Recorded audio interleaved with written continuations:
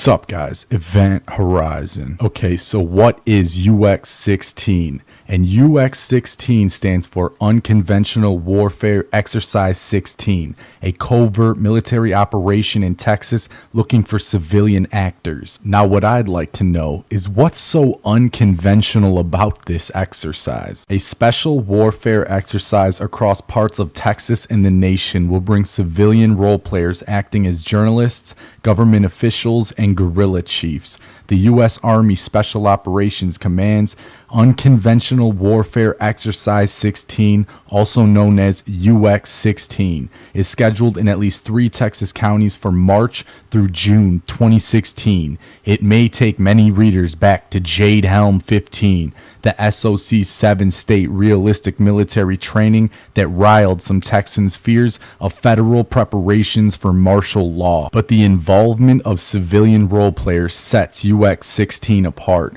Job listings posted to Oak Grove Technologies in November call for more than 30 actors to help simulate scenarios for SOC's trainings between March and June, including at least 25 who would perform in San Antonio in March and April after preparations at the SOC headquarters in Fort Bragg, North Carolina. Job listings call for 18 hostage actors, 6 guerrillas, a journalist, 2 resistance force, an ambassador, a financier, an NGO worker, which stands for non-governmental organization, and officials from the Department of Justice and Department of State, among others. In addition to San Antonio, some will perform concurrently in Arizona and Oregon. The guerrilla chief role requires previous special forces experience or quantifiable previous experience as a guerrilla chief.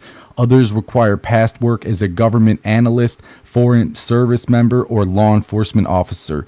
All roles require signatures on a non-disclosure agreement. Many of the same blogs that sounded the first alarms of the truth behind Jade Helm were quick to assert that UX-16 was another step in a far-reaching conspiracy to imprison American people in their own communities. SOC has said, and experts have agreed, that realistic military training off of federal property is neither abnormal nor cause for alarm. Yeah, right, it's just against the Constitution completely. In a Statesman report, Bastrop County Judge Paul Pape said he hoped UX-16's lack of a catchy name would prevent its spread on social media. So not only do the people involved in this exercise have to sign non-disclosure agreements, the government is now taking less flashy names for their exercises. Instead of Jade Helm 15, it's now UX-16. That way they don't garner attention to these exercises. They don't want you knowing about this. They don't want the media picking up on this. They want total secrecy to conduct their exercises that are against the Constitution, that are un-American, that are basically stripping us of our rights just right in front of our face and conditioning us to get used to military presence in our everyday life. This isn't Brazil. This isn't Colombia. There are no soldiers on the street corners. I've been to Colombia. I've been to Cartagena, and I've been to Barranquilla. There is literally 2 to 3 strapped up with M16 soldiers standing on every single street corner smoking cigarettes. And every time you walk past them, they ask you, "Can I bum a cigarette from you?"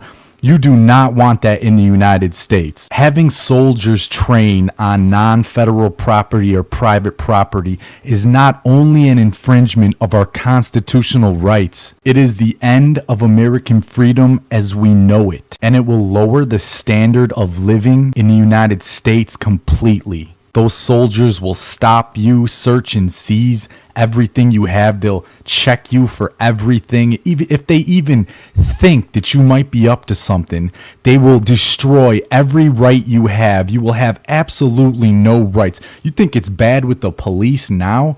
Wait until there's soldiers on every single corner. You will have absolutely no rights. They will stop you. They will go through your pockets. They'll take all your stuff. They'll embarrass you. They'll destroy your character right out in public in front of of everyone, and they will have absolutely no basis or jurisdiction to even do this, but they will do it. And it all comes down to immigration. The more immigration we have from the third world, the more crime we're gonna have, the more poverty we're gonna have, the more problems we're gonna have. This is divide and conquer at its finest. And this is the Oak Grove Technologies website, where they're hiring for positions for the UX-16 exercise, and one of the positions they are hiring for is Resistance Force Area Commander role player, Guerrilla Chief role player, non-governmental organization or NGO role player. I just find it interesting that they use Resistance Force Area Commander,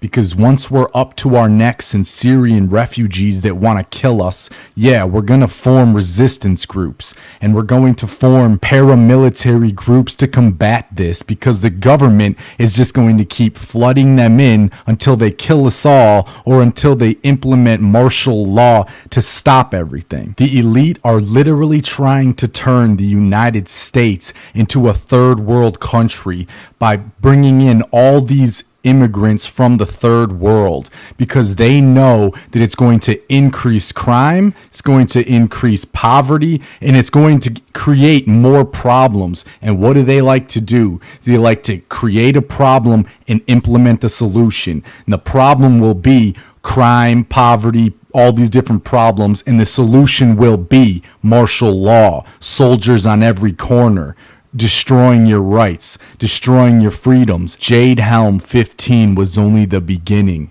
nothing more than a precursor to UX-16. So if you think that all these unconventional warfare training exercises are going to lead up to nothing, then I gotta say to you, whatever it takes to make yourself sleep better at night. This is Event Horizon. Peace out.